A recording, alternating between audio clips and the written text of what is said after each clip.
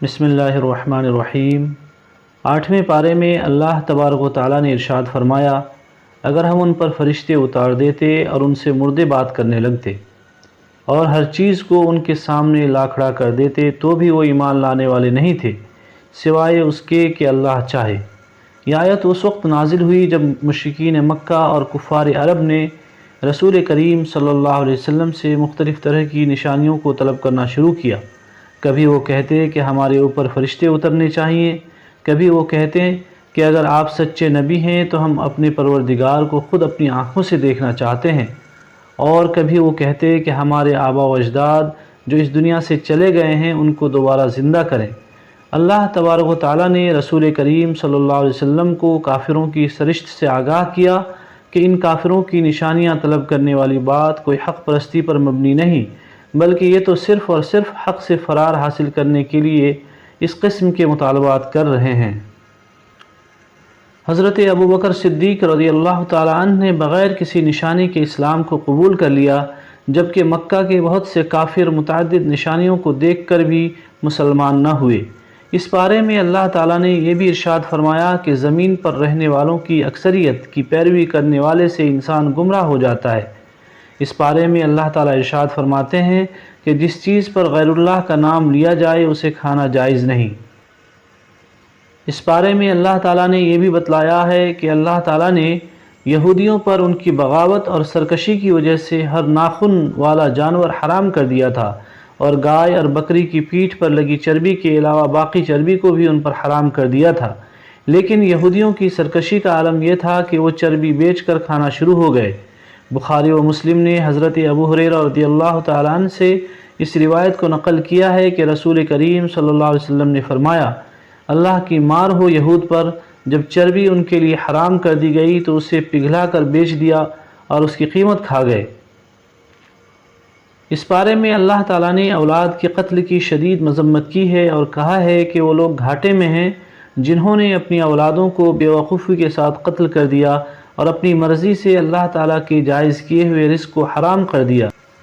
اس پارے میں اللہ تبارک و تعالیٰ یہ بھی ارشاد فرماتے ہیں کہ جب فصلوں کی کٹائی کا دن آئے اس دن اللہ تعالیٰ کے حق کو ادا کر دیا کرو۔ جب اللہ تعالیٰ ہر چیز عطا فرماتے ہیں تو اس کا حق بھی بروقت ادا ہونا چاہیے۔ اس پارے میں اللہ تبارک و تعالیٰ نے رزق کی ان 4 بڑی اقسام کا بھی ذکر کیا ہے جو انسانوں پر حرام ہے۔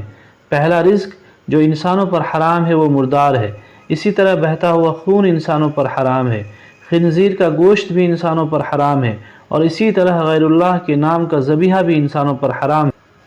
اس پارے میں اللہ تبارک و تعالیٰ نے مشرکین کے اس غلط عذر کو بھی رد کیا ہے کہ وہ اپنے اور اپنے آبا و اجداد کے بارے میں کہیں گے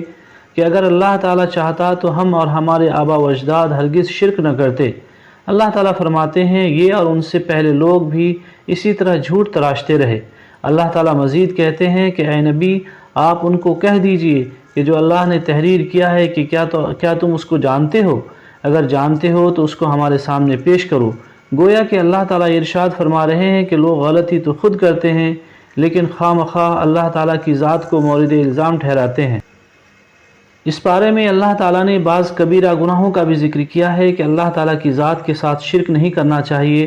والدین کے ساتھ حسن سلوک کرنا چاہیے، اپنی اولاد کو بھوک کے خوف سے قتل نہیں کرنا چاہیے، فحاشی چاہے چھپی ہوئی ہو چاہے علانیہ ہو اس کے قریب بھی نہیں جانا چاہیے، کسی کو ناحق قتل نہیں کرنا چاہیے، یتیم کے مال کو ناجائز طریقے سے استعمال نہیں کرنا چاہیے، ترازو کو صحیح طریقے سے پکڑنا چاہیے، جب بھی بات کی جائے عدل سے کرنی چاہیے، چاہے قریبی عزیز بھی اس کے زد میں آئے، اللہ تعالیٰ سے کیے گئے یا اس کے نام پر کیے گئے وعدوں کو پورا کرنا چاہیے، اور ان تمام نصیحتوں کا بنیادی مقصد انسانوں میں عقل اور تقوی کو پیدا کرنا ہے۔ اس بارے میں اللہ تبارک و تعالیٰ نے ان لوگوں کی بھی بڑی شدید مذمت کی ہے جو اپنے دین میں تفرقہ پیدا کرتے ہیں اور گروہوں میں بٹ جاتے ہیں۔ ایسے لوگوں کا معاملہ اللہ تعالیٰ کے ذمے ہے اور اللہ تبارک و تعالیٰ ان کو ان کے کیے سے آگاہ کرے گا۔ اس بارے میں اللہ تعالیٰ نے اپنی بے پایاں رحمت کا بھی ذکر کیا ہے کہ جو ایک برائی کرے گا اس کو ایک ہی برائی کا بدلہ ملے گا، لیکن جو ایک نیکی کرے گا اسے اس جیسی 10 نیکیاں ملیں گی اور انسانوں پر ظلم نہیں کیا جائے گا۔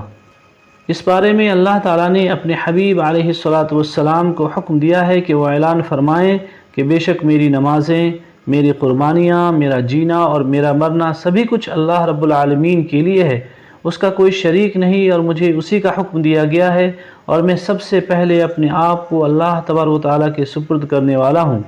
اس کے بعد سورہ اعراف ہے۔ اس سورت کے آغاز میں اللہ تعالیٰ ارشاد فرماتے ہیں کہ پیارے حبیب علیہ السلام جو قرآن مجید آپ پر نازل کیا گیا ہے، یہ اس لیے کیا گیا ہے کہ آپ اس کے ذریعے لوگوں کو اللہ کے عذاب سے ڈرائیں، اور اس میں مومنوں کے لیے نصیحت ہے۔ یہ وحی اس لیے نازل کی گئی ہے کہ آپ اس کی پیروی کریں۔ اس کے بعد اللہ تعالیٰ نے اگلی قوموں کا ذکر فرمایا کہ جب ان پر عذاب آیا تو ایسی گھڑی میں نازل ہوا جب وہ قوم سو رہی تھی، یا رات کا اللہ کا عذاب نازل ہوا، یا دن کے وقت جب وہ قیلولہ کر رہے تھے۔ اس کے بعد سورہ اعراف ہے۔ اس سورت کے آغاز میں اللہ تعالیٰ ارشاد فرماتے ہیں کہ پیارے حبیب علیہ السلام جو قرآن مجید آپ پر نازل کیا گیا ہے، وہ اس لیے کیا گیا ہے کہ آپ اس کے ذریعے لوگوں کو اللہ کے عذاب سے ڈرائیں، اور اس میں مومنوں کے لیے نصیحت ہے۔ یہ وحی اس لیے نازل کی گئی ہے کہ آپ اس کی پیروی کریں۔ اس کے بعد اللہ تعالیٰ نے اگلی قوموں کا ذکر فرمایا کہ جب ان پر اللہ کا عذاب آیا تو ایسی گھڑی میں نازل ہوا جب وہ قوم سو رہی تھی، یا رات کو اللہ کا عذاب نازل ہوا، یا دن کے وقت جب وہ قیلولہ کر رہی ہوتی تھی، یعنی اللہ کے عذاب نے انہیں غفلت میں آن پکڑا۔ اس کے بعد اللہ تعالیٰ نے قیامت کے دن کے وزن کا ذکر کیا ہے کہ کل قیامت کے وزن حق اور انصاف کے ساتھ ہوگا، اور جس کا پلڑا بھاری ہوگا وہ کامیاب ہوگا، اور جس کا پلڑا ہلکا ہوگا تو یہ وہ لوگ ہیں جنہوں نے ہماری آیات کو رد کر کے اپنی ہی جانوں کا نقصان کیا۔ اس سورہ مبارکہ میں اللہ تبارک و تعالیٰ نے اپنے ایک بہت بڑے انعام کا بھی ذکر کیا ہے کہ اللہ تعالیٰ نے انسانوں کو زمین پر ٹھہرایا اور ان کے لیے مختلف طرح کے پیشے بھی بنائے، اور پھر بھی کم ہی انسان ہیں جو شکر گزار ہیں۔ اس بارے میں اللہ تبارک و تعالیٰ نے مسجدوں میں آنے کے آداب کی بھی ذکر کیا ہے کہ مسجد میں آتے ہوئے انسانوں کو اپنی زینت کو اختیار کرنا چاہیے اور اچھا لباس پہن کر مسجد میں آنا چاہیے۔ اسی صورت میں اللہ تعالیٰ نے جہنم کے مناظر کا بھی ذکر کیا ہے کہ اہل جنت جہنمیوں سے مخاطب ہو کر کہیں گے کہ ہم پا چکے ہیں جس کا وعدہ ہمارے رب نے کیا تھا، کیا تم کو بھی وہ کچھ مل گیا جس کا وعدہ تمہارے رب نے کیا تھا؟ تو وہ جواب میں کہیں گے کہ ہاں۔ اس پر ایک پکارنے والا پکار کر کہے گا اللہ کی لعنت ہو ظالموں پر۔ اسی طرح اہل نار جنتیوں سے تقاضا کریں گے کہ اللہ نے ان کو جو پانی اور رزق عطا کیا ہے اس میں سے ان کو بھی دیا جائے، تو اہل جنت کہیں گے کہ اللہ نے اس کھانے اور پینے کو اہل نار پر حرام کر دیا ہے۔ اللہ تبارک و تعالیٰ نے اس بارے میں اصحاب اعراف کا بھی ذکر کیا ہے۔ اصحاب اعراف ایسے لوگ ہوں گے جو جہنم کے عذاب سے محفوظ ہوں گے، لیکن اعمال میں کمزوری کی وجہ سے جنت حاصل کرنے میں ناکام ہو جائیں گے۔ ایک مخصوص مدت گزارنے کے بعد اللہ تعالیٰ ان کو جنت میں داخل فرما دے گا۔ اس بارے میں اللہ تعالیٰ نے اپنے بندوں کو حکم دیا ہے کہ خوف اور طمع کے ساتھ اللہ تبارک و تعالیٰ کو پکارتے رہنا چاہیے، بے شک اللہ کی رحمت نیکوکاروں کے لیے قریب ہے۔ اس پارے کے آخری حصے میں اللہ تعالیٰ نے ان قوموں کا ذکر کیا ہے جو اپنی بدعمالیوں کی وجہ سے تباہ و برباد ہوئیں۔ ان کا تفصیلی ذکر سورہ ہود میں ہوگا۔ اللہ تبارک و تعالیٰ سے دعا ہے کہ وہ ہمیں قرآن پاک پڑھنے، سمجھنے اور اس پر عمل کرنے کی توفیق دے۔ آمین۔